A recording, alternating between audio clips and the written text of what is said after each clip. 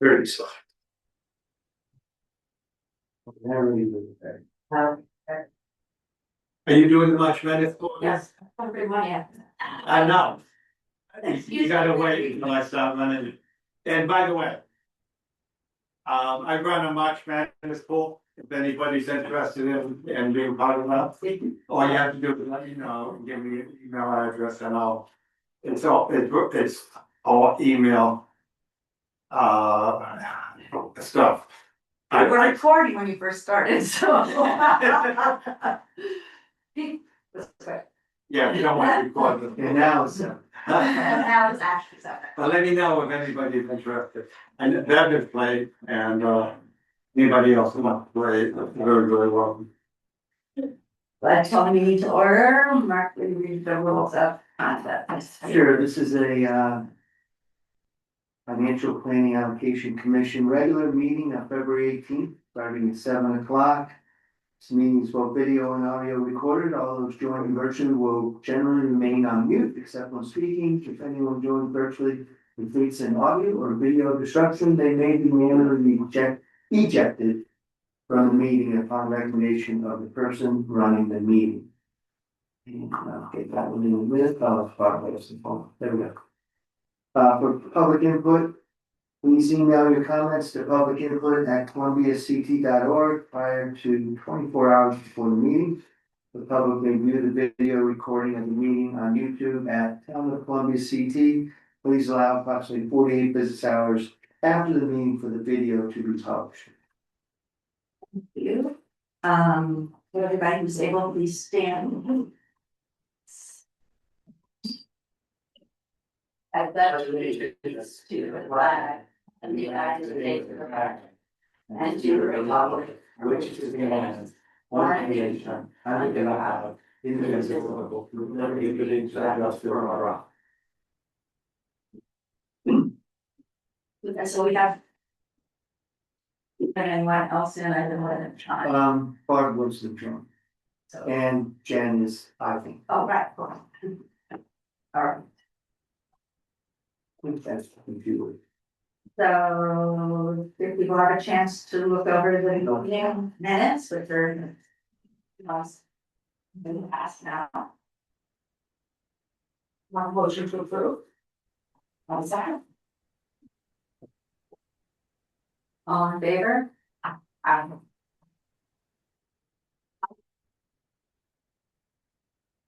We don't have any correspondence. The correspondence what had emailed out last month that updated, approved, hopefully finalized for now the financial policies just for you. Have a hard copy if you didn't want to print that. Okay. Moving on to the old business. That you can. I'm in the process of reading the audit report. I think they have one recommendation which had to do with they want to change some of the way we're doing our reporting some revenues. So like we used to put both in the general fund, but it applied to capital. So they want now those revenues to show up in the capital fund, which you just putting money back in there. Same thing with grants and all that, just match up the the where it's going previously in that budget and wrong fund, and just to if we know that we're going to be applying for grant, put in a receivable for it, and record it in the right year and all that kind of stuff. So it's a little change from what we've been doing for many, many years. It's an auditor from the firm. So okay, no big deal. So it's just a recommendation, it's not a point. There are no points as far as I can see so far. I always go to the back page first. And but right now, about halfway through it, they'll have some minor adjustments. So hopefully within the week that will be filed and can move on to this year, next year, instead of last year, this year. So I'll send that a copy. Once they give me a PDF, I'll send it out to everyone. We won't have to print it because we'll be getting hard copies. Hopefully by the next meeting. Mark will have hard copies. Okay. Okay.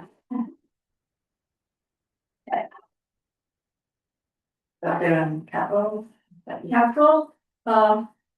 March month, I know the HVAC is starting to move along a little bit, they're almost done, they're going to be putting the ceilings back in. It's Friday. Friday, Monday, so, Monday day wing, so we can get rid of the fire gardens that were hiring a lot of kids in school, so on the 8th. So that's progress, we're actually starting to really move, there've been quite a few guys in the other wings doing that work. Especially since we had that Monday off, that helped get a full day in there during the President's day. And then, we're tracking, you know, our change orders now, it's getting a little contentious for who's involved for what, with the change orders, so we're documenting, for a final analysis of the whole project and where it'll end up. And then, you didn't want to get into capital, the budget, did you? no, just current things, that you're still Well, we're. probably going up to bids and. Right, some. Like one of our transfers we're authorizing hopefully. On the 24th of February. Like that. Will be. Final investment in the entire HVAC heating system. It's all brand new in the senior center, because nothing was working, it was too old. So we now have all new HVAC, we have a new furnace. But the company and actually they were corporate is who we're using. And with the help of Titan Energy, our energy consultant, will be spending another $8,000 to put in a final control system to blend the heating and cooling with the HVAC systems, so everything works better and talks to each other and load levels for rooms. We'll make that investment, but that'll authorize us to be able to get an $18,000 return from Eversource as back to us. So that's in the works, but I need the authorization to go forward with that. Could you just mention quickly why we have to have a town meeting for the transfers, like what the thresholds are? I don't think everybody, Okay, it's a threshold issue, right? so Yes, if the operating budget has in one line of transfer of 20,000 or more, it goes to a town meeting. Right. Any capital transfers to capital, doesn't matter what amount, have to go to a town meeting. town meeting as well. And the board of selectmen move transfers to town meeting. For transfers that, like some of them we're doing tonight, it's board of selectmen and 5-pack. Yeah, so up to, I think, the board of selectmen can approve up to $1,000, then it goes to 5-pack, and 1,000 up to 10,000. There's some contingency, we just need 5-pack approval. And again, anything with capital, no matter what the amount is, it's gonna be. So last night, board of selectmen approved Yeah, and copy of that. 29,000 in transfers, but you'll be approving 26,000 because there were a lot of little teeny ones that didn't hit the threshold requirement back. So Judy, question. So the points of contention that you just quickly brought up there, what actually is, going on there? And does it affect the project negatively? And if so, how does that affect the end date? No, one example is that the project got delayed, so there's costs to that delay. And right now, the architect doesn't wanna handle the entire cost because of the architect's delay, the construction company moved on to some other projects. So the architect will be wanting the construction company that could have been working on some things, and maybe those components would have been out of our storage and we won't be charged. We're gonna be charged for another year of storage of, we pre-purchased all the mechanical products. So that's How all, much is that extra charge though? yeah, there's an extra charge in that storage, How much is it though? $36,000. So, Probably a lot less than if we waited to purchase them. well, then you wouldn't have them available when Right, you yeah. move forward at light speed. Cause once we get everything agreed upon as to where it's all going, then, and the kids are out of school, this summer, the whole project has to get complete with a final completion of everything, which will mostly be SEC doing all they were hired to do testing of everything to make sure everything works. Now it'll go into the fall. So hopefully they'll I probably get guess still something on on track. track, do you think? Yes, it's on track to be done this fall. Is the official end date 12/31/26 now? Right? Is that- That's just for the grant. For the, Oh, that's for the grant. so we need to be done. Everything, all the paperwork, perfect for this out. We're still waiting for the 1.6 million, so. Hopefully it's coming. Our first reimbursement. It's coming. It's been submitted It's 3 times, but hey, it's a lot of work on the committee. Really so for a while. Now it's heating up. I imagine it's worse, yes. Thanks. We want to talk about the financial advisor, the meeting with the financial advisor and bond council, or? Bevan, I and Mike Patello and like Bill Lynn. Phil Lindsay, we all met and talked about what's coming up with the HVAC project and when we think we would be able to bond. And we have 2 other big projects that are going to need bonding, which are the Pine Street Culvert and the Thompson Street Culvert. And do you want to explain where we are in interest payments and So, because we want, the project's not gonna be finished by June, when the short-term notes are, gonna be coming due, we have to basically move or roll them over into a new short-term bond, which means we'll make our interest payment. And then we're gonna, which we, it's kind of tricky how we explained it, I don't know, we're gonna have to make a payment or something, and then we're gonna have another payment next year. Possibly a little less than what we're paying, but he's supposed to send us paperwork, which I think he did, to give us an idea of what to put into the budget for next year. But on top of that, if everything goes as planned, knock on wood, because we can't necessarily pay the short-term notes off early. When at that point, we should have an idea of all our costs on HVAC and we'll be then going into bonding. So we may have to have a couple bond payments next year as well.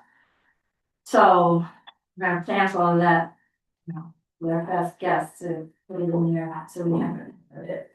And then in the meantime, once that gets in that, while we're doing that, we'll be looking at the other roads and the culverts that need to be, but we may have to do some short-term financing on that until they're done. And then, but they haven't even got on the bid yet. Yeah, We're that's still not- trying to get them all on the bid so we a couple of years out. know exactly what our costs are gonna be, and then that'll be the next one. Yeah, I don't know. Plus, we have grants for both culverts, and we're still looking for grants for Doubleday Road. Mhm. Yeah. So, a couple I tried for, I wasn't successful, but. And the interest payment comes from where? Well, this year's interest has been put in the budget, it's in the general fund, so it's already budgeted in an interest in that line. So Was it 220,000? it's 209,000, so. That's what they said we should owe, so. That's something, that will be coming in June, so, all right, thank you. So as we're about to begin the budget process, I thought it might be helpful for people to, have an opportunity to walk through it. I'd like to just mention that this year, I think Steve Everett says it quite often, but this year truly is going to be a very challenging year. And committee was always trying to balance the needs of the community against the mill rate, and keeping the taxes low, so, it's gonna be a lot more challenging this year, so. I hope we'll all work as we always have in the time we've been here, that I've been here anyway, without any friction or, you know, personal feelings. It's everybody's always been very respectful of each other in terms of comments and, let people finish their thoughts and just conduct yourself in a respectful and calm manner, I think, all over it. I've heard that people are having difficulties in some meetings, so, just want to remind people, as I have to quote my friend Dick Segda, usually you can't tell who's from what party when you come to this commission, so we're just public servants, not members of a political party. So, for those of you, should we look at the budget process, the timelines and? Yeah, there is a calendar behind the documents. And so, just so you know, the first page here is just like a table of contents, some of you've seen it before, so you have an idea how the budget document is broken apart. And, got the budget document again, and I copied was the email. In case you have any questions on this setup, or just let us know on it. And then we have 2 calendars, one for the board and one for towns, just so you have an idea of the calendar. That hopefully everybody can make it and be ready. Both boards have not voted on their budget yet, that won't be till the first week of March. All I can say is, without giving definitive numbers, the mill rate increase right now is quite high. It's probably more than what we started at last year. So, with that in mind, both boards are working to see if they can get those reductions done before it gets down, before it comes to FICA. They've been working diligent, just trying to figure out where we can reduce, prioritize, and as well as, make sure this next year is in the best interest to do it next year, or can we wait? So there's a lot of discussions going on, but I'd say be prepared that there will be a mill rate increase this year. And there's no rebound, so. A way of reminder, what was last year's starting point? I know you don't have the number for this year, but. I'm thinking last year we probably started around four. Oh, yeah, we're above that.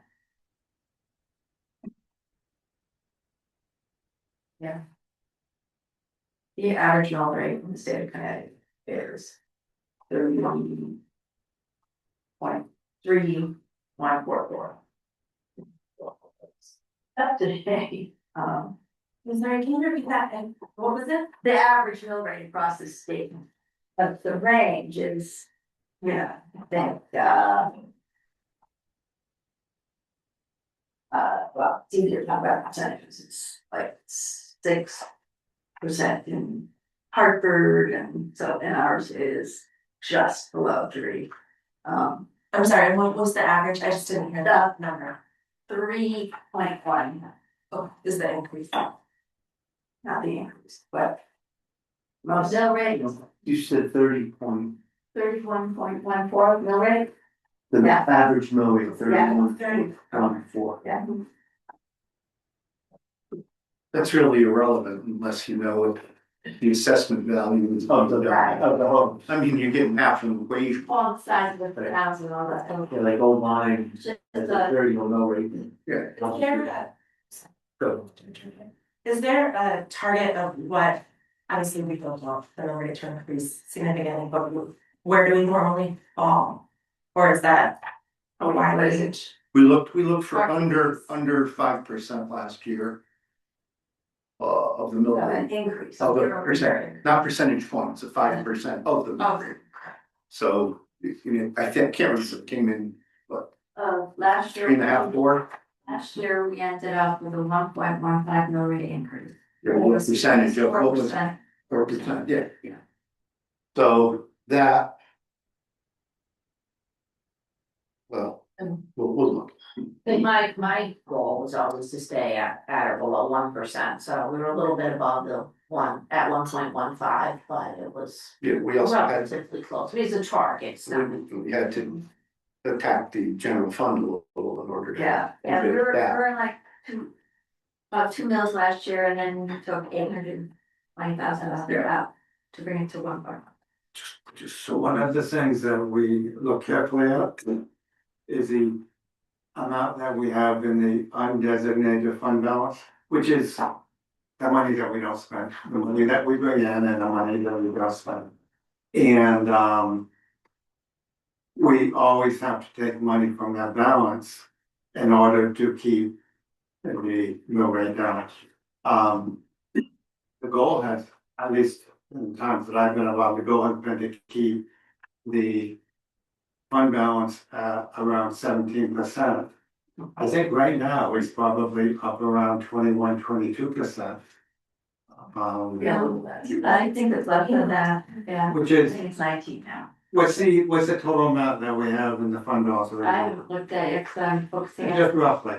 we're probably about 3.8 maybe. 3.8 million. And normally we get down to around 2-something million in order, well, the way to look at it is a percentage of the overall budget, and we try to keep it around 17%. So, I mean, that's one big thing that we're gonna be looking at as we go along. What the percentage of the fund balance is compared to the overall budget. I do wanna comment that as committed as we all are to keeping the mill rate low, the choice to pull money out of the undesignated fund balance, given things that we have, that we're facing in the future that have to be done, and a lot of uncertainty. We may not. Last year was a bit of an aberration.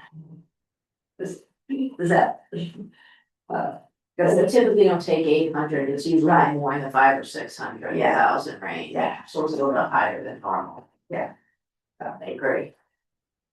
And we now have our policy mandate is we must keep 15%. No lower. So the undesignated fund rate, if you don't know, is basically our rainy day fund, like it's money we've collected that we haven't spent, and so we keep it in the fund, if we don't want it to get too big. We just collect the taxes that people, so we use it. The excess is above what we are targeted to keep the taxes low, because we already raised those taxes and collected that money and we didn't use it, so it went into the undesignated fund. More or less, I mean, that's a simplistic way of thinking about it, so it's okay to use some of it. But we don't want it to go too low. So 15 is the minimum now. So even though we've set the target at 15 as the minimum, Yeah. we're still targeting 17. We wanna stay a little bit above that. Yes, That's what you're saying. we need, that's our emergency. Right. But what's on 70 money? What Yeah. percent in a year does that get replenished? Or is there not a way to know those? Well, when it was down at by 16 or 17, it's now up at 19, so. And the unspent money from the board of ed of the town at the end of the year goes back into. Yeah, didn't they put 300 back in last year? Yeah, Yeah. so pretty healthy rate. So it got us back to our 500 versus 800 anyways. Good.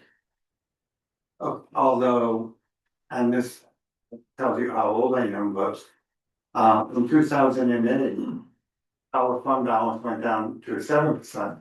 And the reason for that was because we ended up using a lot of that fund, but nobody here was, maybe Bev was here when we did that. But we needed a new school roof, and it was like $20 million. So we took a lot more out of the fund balance than we normally would, and fund balance got down to about 7%. And in reality, I asked Ernie Shaw, who is one of the best chairman of FIDAC we ever had, if that was a thing. He said, sure. But we've never been that low since or before that. And the policy is a policy, it's not etched in stone, Okay. it's, if we needed the rainy day fund. Emergencies, right? Right, it's an emergency, so we would consider, And actually, this is a rainy day fund balance really is just money that we put aside because we really, really need it. But my concern is that as a small town, we have a small budget compared to other towns. Yeah. But the rules of statistics state that if you're looking for aberration, percent of error, that the probability for us to have a catastrophic expense that wipes out that fund is much greater for a small budget than for a very large budget. So that's why I think when we talked about that 15 number is the bottom, that we thought it was not wise to go much lower. But Not for day-to-day things. No, I mean, again, if something like a roof, that's different, Right. but for day-to-day budgeting, like what we're gonna be doing this year. Yeah. I don't know that we wanna tap too heavily below the 50. I'm over in place. But I do think that in any year, when you have a significant expense, like the town doesn't ask for a lot of money. I mean, we operate this town on a shoestring. We do. And they rarely ever ask for much, the Board of Education budget is more than twice what the town's is. So, in a year when they need more, then I think other things need to stand aside, like if we have to fix culverts, then other things need to take a back seat to that. Cause they don't ask for a lot, we don't spend a lot on those things. And so as people are making their budgets, I hope they're taking, like the library, for example, I'll pick on them.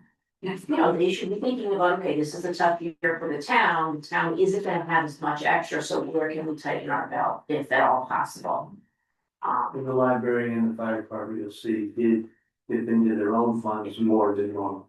Which that's great, that's the kind To of, pay for things they need. yeah, that's the kind of teamwork growing together, of course, people, they can hope that all of the town committees will do that. Now, the other thing is the Board of Ed budget is about 2/3, 68% of the overall budget. But I also feel very, very strongly that the most important thing that a community does, and I've said this multiple times over the years, is educate skills. And we need to make sure that we adequately finance the Department of Education. So that's gonna be where I'm coming from most of the time when we have discussions about this. I don't want the Board of Department of Ed to spend too much money, but I think we need to fund them so that they can educate our kids. So. Okay, anything else? Going over the budget process, we have talked about trying to minimize the number of meetings that our town departments have to attend and to have us go to the Board of Selectmen meeting, which I understand you did last night, and I had conflicts the last two. You know, I think we're gonna end up having to have Board of Ed, have our talk to us. I think I watched my first video of the Board of Selectmen meeting of the 10th, and it's not the same. So, I don't, we don't wanna put extra work on people, and we had this idea that we could attend those meetings and we'd be able to ask questions, but it hasn't really happened, and we need to understand what people are asking for, so maybe next year we'll emphasize it a lot more at the beginning and try to get people. Are we though, having set dates when certain boards are coming, like the library and the fire department are coming on date A and. Board of Ed is. So we did all that for, what we were trying to do is get everybody together, so we did that for the Board of meetings. They're all recorded, so if you wanna watch the fire department, or all the departments, you can go online and watch them. Okay, but you're not gonna come to us for a Well, meeting, we were trying to not right? do a double this year. That's why you're there We should have the invitations to. Right. I got the day before the meeting. yeah. Okay, but. But I'm also giving everything in writing. I asked all the departments to have detailed descriptions of their requests, so that'll be available as well. But still, It's all right. if you get down to the, we gotta see the public works director, next time, Whatever, I can go through the numbering just as well. Right. I'm listening. anything is available to you. We're just trying to limit duplicating all the departments coming in 2 months in a row. And that's, we agreed to that, but I'm just, sort of bookmarking the fact that if we have questions, and if we're, understanding overall thrust of what departments are trying to do or the priorities they're identifying, you cannot get that from watching a video. It's like commented to Mark, Public Works presented the justification for everything that they wanted, which was quite extensive. And the first couple of things, Beth mentioned how much they were gonna cost, and that just dropped out. She was never saying how much money it was, because they had papers, right? So, Those handouts there, good. Yes, you'll get everything. Once we're through the budget, I'll give you a full proposal. I think we're doing that and we're reserving our right. Yeah, if we call them in, I I think. think it was like $1,052,000. Yes, it was quite good. And We Mark, won't be passing that. But that is not to be decided on the, well, 140 for the building and 300 for the tractor. Right. It's sweet for things. it's a lot. It is. I'm not saying it's not needed. Right. But I just don't remember seeing numbers like that. And All right, I want to draw your attention to, I put together a handout about the different budget requirements because it's very complicated. Kelly understands it. I know I can count on Kelly a long time, right, years, but it's huge impact on our budget. And, even I did this with ChatGPT. And, there were a couple things that I didn't realize, so, take a look at it, because it is a huge education budget and all of those circumstances, we don't have to maintain the budget for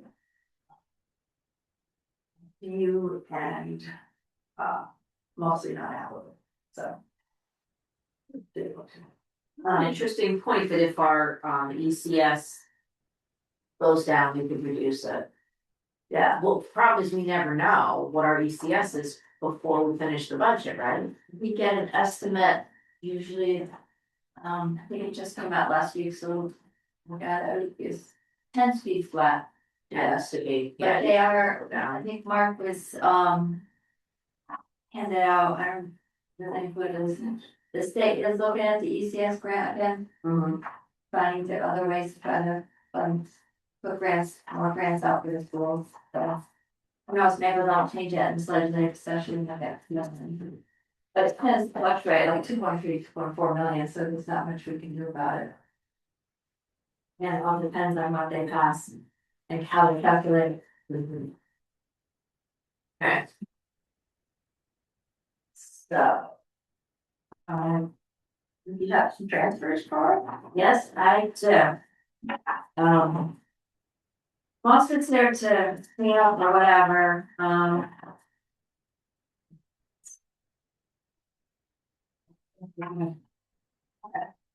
So. There are 5 transferred, and there's one at the bottom, it's just the informational ones, we know what town meeting is about next week, just so you know. So, the first one is $2,400 for group insurance, to put funds into a car allowance for the town administrator. The second one was, we had put in a new phone system. And so that was finalized at the end of last year, after the budget was passed.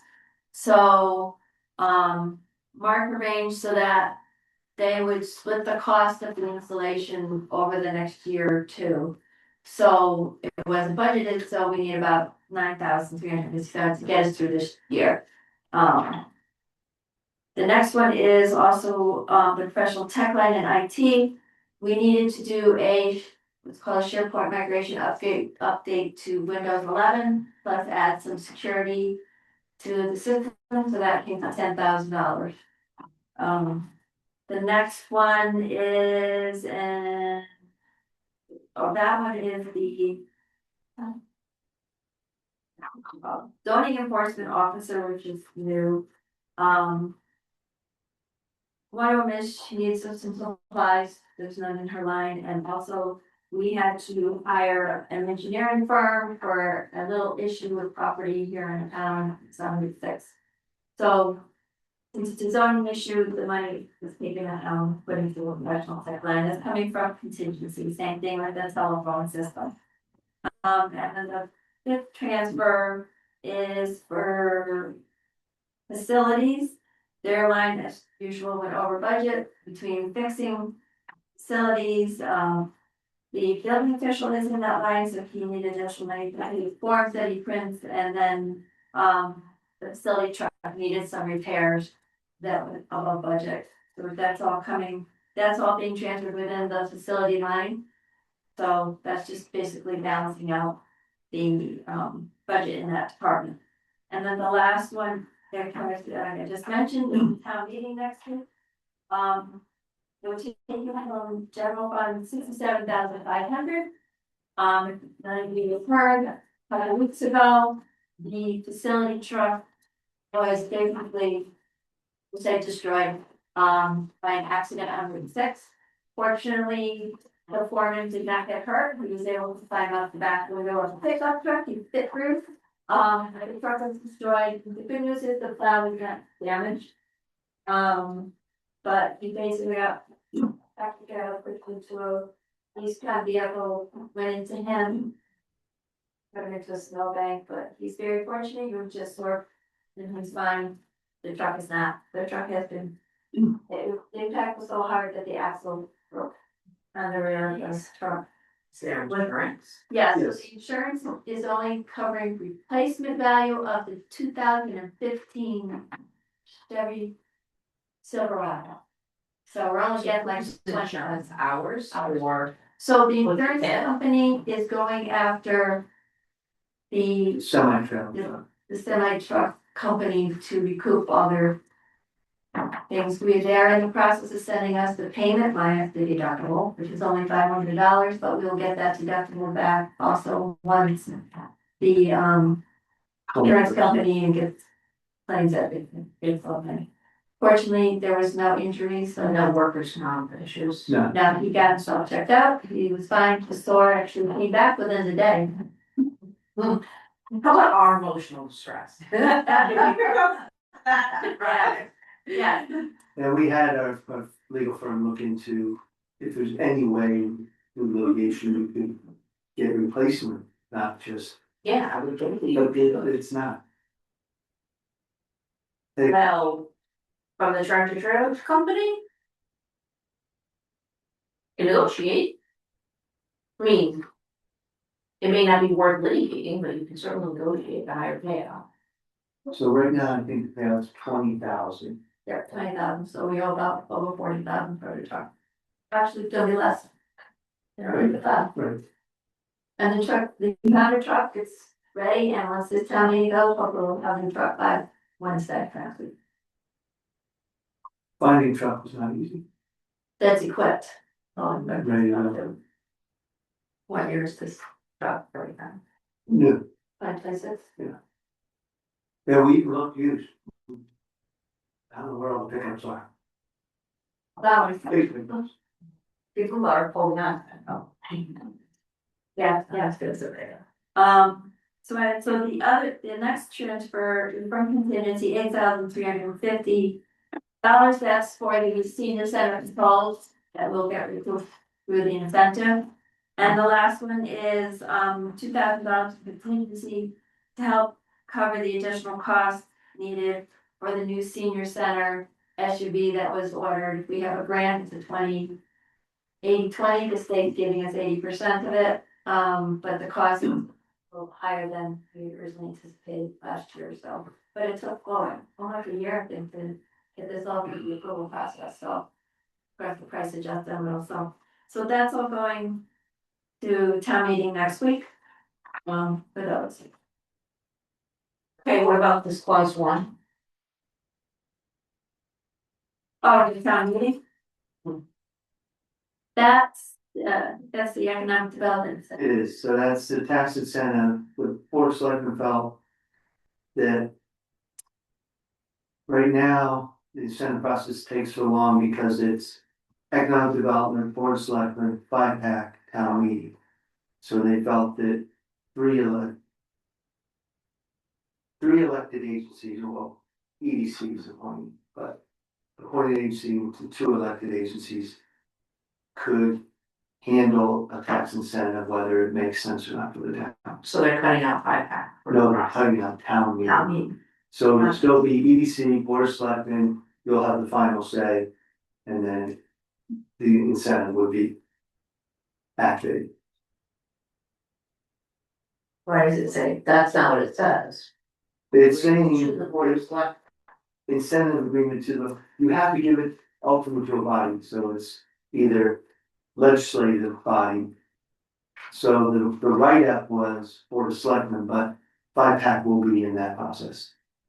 When you read the entire incentive agreement, which I can get to you, you're in there.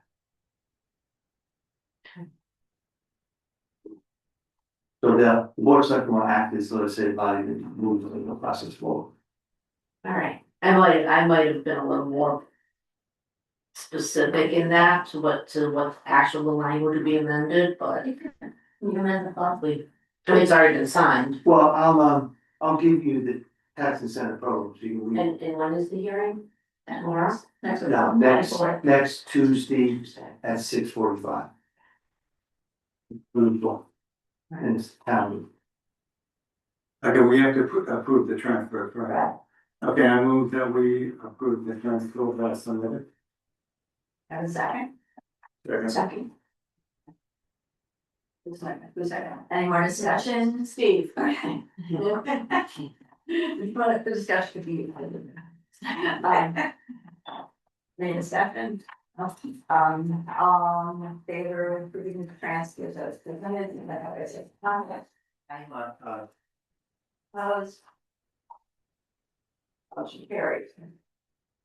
Can I ask one question, it's really relevant, but group insurance seems to have extra money, was that from health insurance? Yeah. We haven't been clear out yet, so there's probably been some changes, people that still have been slattered over this year, so. Yeah, still want to, so that is more money, you know. Do we need more for Yeah. there? And then Stacy. Yeah.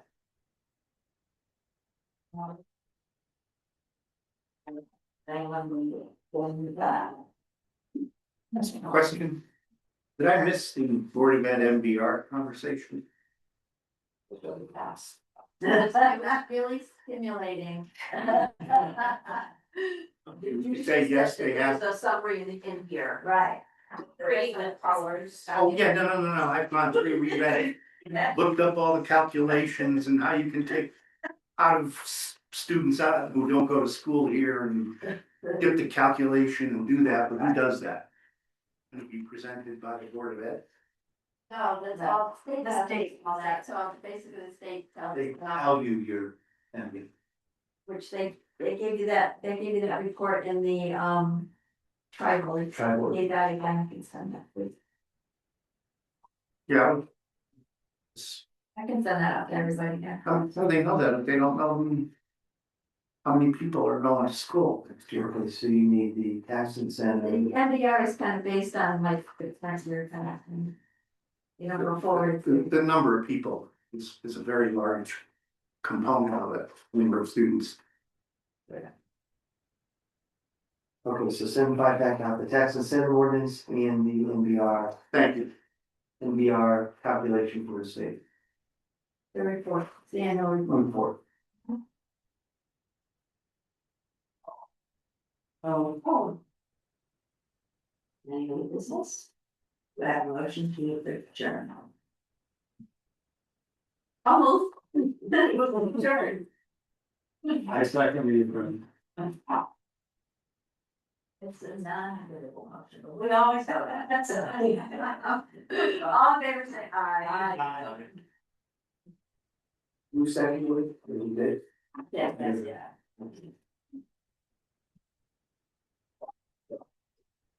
And. Way better than it's gonna talk about that.